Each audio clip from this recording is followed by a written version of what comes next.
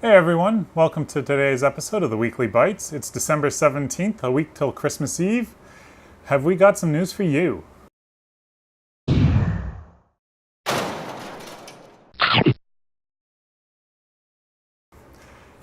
Last week, KOMA re-released their smart sneaker.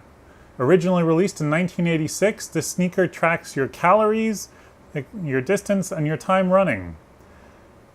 Amazing that it was introduced in 1986.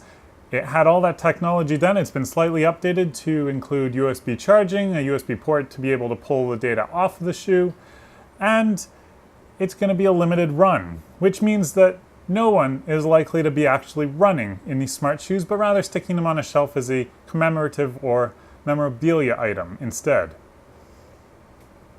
Intel's venture into graphics card has again landed in the news with suggestions that in 2020 we will see a fully fledged, dedicated, discrete graphics card from Intel on the market, competing against the likes of AMD and Nvidia. I can't say this is the first time I've heard that news. Can't say it's the second time I've heard that news, or even the third. But those rumors continue to persist, which means that maybe there's some truth in it at some point in the future.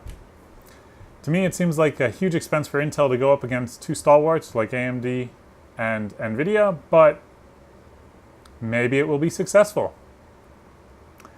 The NES and SNES Classic, or for those of you who don't know the acronyms, the Nintendo and Super Nintendo Classics, are no longer being produced. I hope you grabbed one while you had the opportunity. Microsoft has jumped on the ugly sweater trend. They have released their new software Windows 95 throwback sweater, sporting the Windows 95 logo on the back. For all of you who don't know Windows 95 and how revolutionary it was, you might not get the joke. PlayStation Plus memberships went on sale last week in the US, where you could pick up a 15-month subscription for a measly $60. They also had the 4-month subscription on for $25. Are cryptocurrency, blockchain, and mobile phones destined to converge? Who knows? But more rumors are surfacing that Samsung may include some form of blockchain and or cryptocurrency on the new Galaxy S10s coming out next year. In other S10 news, today we saw the S10 leaks suggesting there are going to be 3 new models, including one that doesn't come with an infinity display, which has been the trend in the last 2 generations of phones. Last week, Facebook announced another data breach in their systems. They seem to be coming hot and heavy. This time, a photo API granted developers access to restricted users' photos with over 6.8 million user accounts compromised. It's a drop in the bucket for the Facebook user base, but 6.8 million accounts is no small number. Don't get me wrong. So let's reset the counter. Set it to 0. We're back to day 0 again. Except, wait, this data breach didn't just happen. Facebook's just announcing it, but the data breach actually happened way back in September for 12 days between the September 13th and September 25th.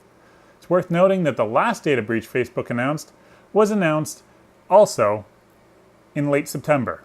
So this happened at the same time. They just took many, many months to divulge it to public knowledge, probably to reduce the impact of the PR damage.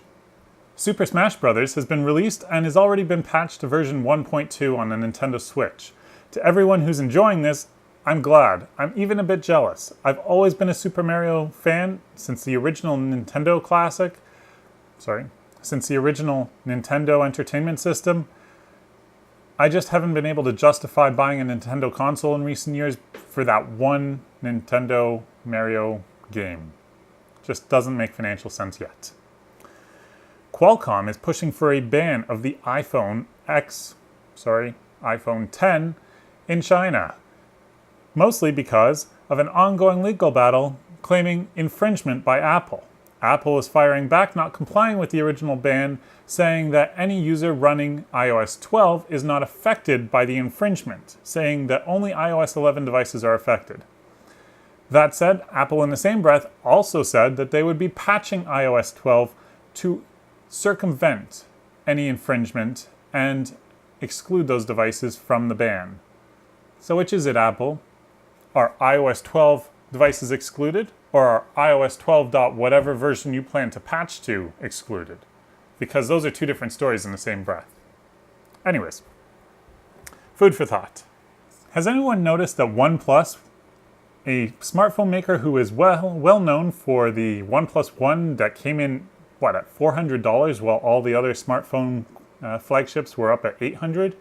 Have you noticed that OnePlus phones are now $1,000 for the top-end model? For $1,000, why wouldn't I go out and buy a Samsung, an iPhone, or even a Google phone?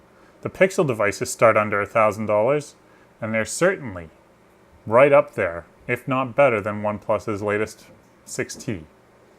Kinda disappointed, OnePlus. You were supposed to be the bargain brand who provided flagship quality at discount price. I understand it's not that easy, but you did a good job at the beginning. You're just joining the herd now.